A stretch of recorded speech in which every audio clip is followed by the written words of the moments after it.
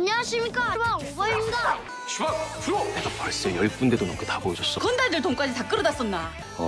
너무 재밌는데? 그 물건이 부산에서 온다고요? 신입사장과 능숙한 주임의 사활을 건 회사 살리기. 태풍이와 미선이의 노력은 희망을 아는 채 엔딩을 맞았죠.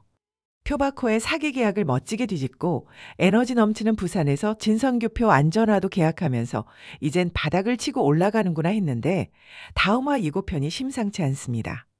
하루아침에 길바닥에 나앉은 태풍이와 엄마는 어디서 살게 될까요? 슈바게까지 검은 손을 뻗쳐서 태풍이를 방해하는 양아치 같은 표부자의 음모. 표 사장이 진짜 원하는 것은 따로 있는데요. 5화 예고를 통해 미리 보기 해보겠습니다. 구독, 좋아요를 누르셨죠? 끝까지 들어보세요. 한겨울에 트렁크 2개 들고 쫓겨나서 사무실에서 쪽잠을 자게 된 태풍이와 엄마. 그래도 태풍이 엄마가 억척 같은 스타일은 아니지만 돈보다 양심이라면서 닥친 일들을 묵묵히 감당하려고 하는 모습이 애잔하면서도 다행이다 싶네요. 비관보다는 긍정적인 성격인데 태풍이가 닮은 모습입니다. 안녕하십니까. 초등학교 1학년 11반 47번 오버입니다. 이 모습을 본 미선이는 결국 객식구로 이 둘을 들이게 되는데요. 사양했지만 미선이의 마음이 얼마나 쓰이겠어요. 하지만 미선이 식구도 4명, 적지 않은 숫자, 만만찮은 구성원인데 좁지만 더부살이를 하게 되는 모습 그려지는데요. 이제 한 식구 되는 거네요. 24시간 붙어 지내는 사이가 된 사장님과 주임님. 뭐가 돼도 될 사이죠. 슈박 프로! 내가 벌써 10군데도 넘게 다 보여줬어. 관심 있어 하는 데도 있고. 한편 진성규표 안전화를 수출하기 위해 태풍이는 홍보 영상을 직접 만들며 국내에서 OEM 수출업체나 대행사를 통하려 하는 것 같은데요. 홍보 결과는 효과가 있어 판로는 만들어진 것 같습니다. 하지만 국제시장의 큰 손인 홍신상에 정찰하는 낯설다고 한 슈박. 30여 년째 공장을 이어오고 있다고 했는데 어째 찜찜합니다. 정 사장 쪽의 돈 거래를 이제껏 하지 않은 회사인 모양인데 결국 일이 엉뚱하게 터집니다.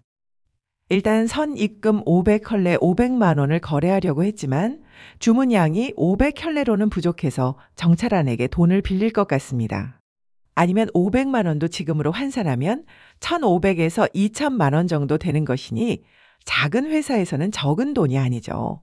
500만 원을 빌렸을 수도 있고요.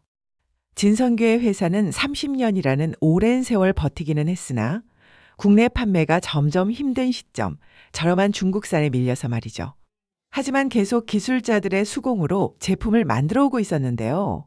아마도 많은 빚이 누적된 상태가 아니었나 합니다. 박윤철은 자기는 장사꾼이 아니다, 연구원이라고 소개했잖아요. 사장이 장사에 능하지 않으면 기술이 있어도 직원들 월급 못 주는 것 아닌가요? 태풍이가 사장이 뭔지는 몰라도 이 일이 재밌다고 했는데 사장은 직원들 월급 주는 사람이죠. 돈이 되게 해야 사장인 거죠. 암튼 이 관계에 엉뚱하게도 표바코가 개입을 하게 됩니다. 이번 화에서 태풍이가 시원하게 표바코가 한 대로 되갚아 주었잖아요. 멀쩡한 이태리 수입원단을 빼돌리는 사기를 쳤지만 백 기사님이 태풍이의 애쓰는 모습을 보며 원단 한 트럭을 그대로 싣고 보관을 한 것인데요. 장사꾼들 눈빛만 봐도 다 안다는 백 기사가 태풍이의 어리버리하지만 애쓰는 모습과 강진영 사장의 신뢰를 믿고 뭔가 도움을 줄 것 같다는 예상을 하긴 했는데 말이죠. 덕분에 셈이 강한 오주임과 표바코 뒤통수를 치고 돈을 건질 계획을 꾸몄죠. 참, 제일 먼저 회사를 박차고 나간 투덜이 고마진 과장이 배신의 사고를 한번 칠 것 같았는데 다행히도 태풍이의 작전 침투조가 되었습니다. 이 일을 계기로 태풍이가 회사의 일손이 더 필요할 때 가장 먼저 돌아오는 멤버가 되지 않을까 합니다. 백기사와 고마진의 도움, 오주임의 계산, 태풍이의 기백으로 수천만 원을 벌게 되고 표바코는 운송비만 드리고 원단을 팔지도 못하게 되었죠. 이 계기로 표바코는 태풍이에게 더 큰 복수로 망하게 하겠다고 이를 악물었을 텐데요.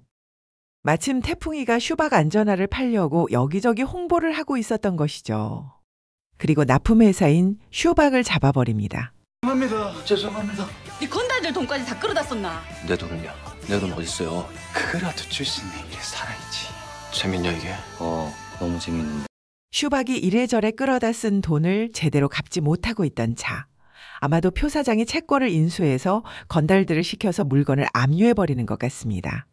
태풍이와 계약하고 보내야 했던 안전화를 헐값으로 쳐서 모조리 압류해버린 것, 거기다 폭행까지 당하고 말이죠. 태풍이는 또 한 발자국 늦어서 표바코에게 당해버린 것이죠.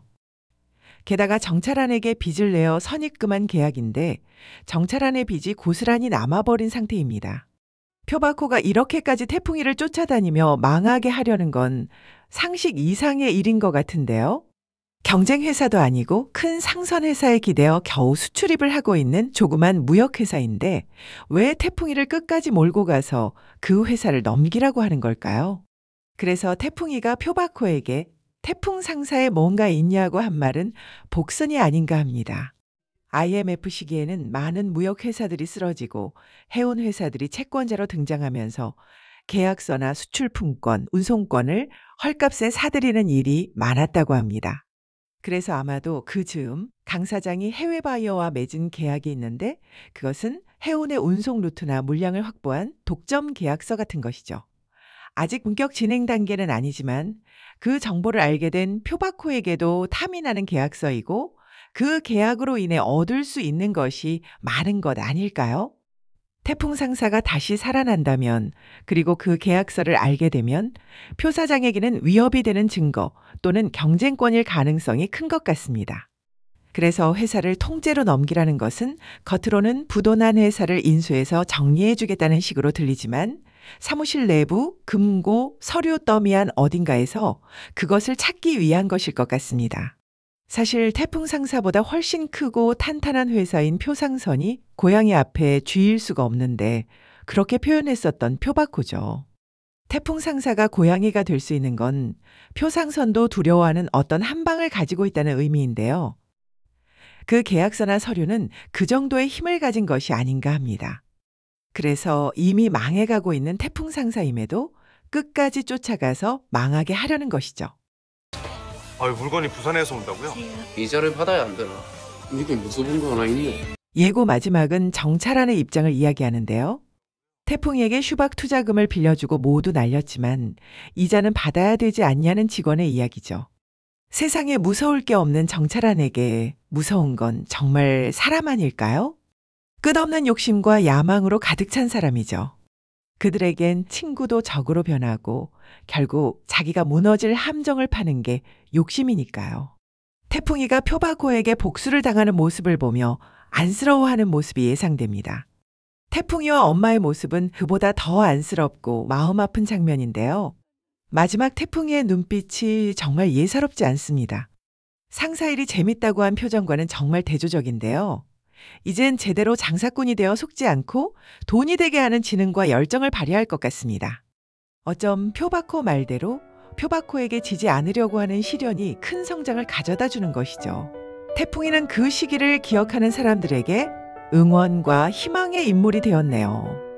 그 응원의 마음으로 구독과 좋아요를 눌러주시면 또 다른 리뷰로 함께하겠습니다. 오늘도 감사합니다.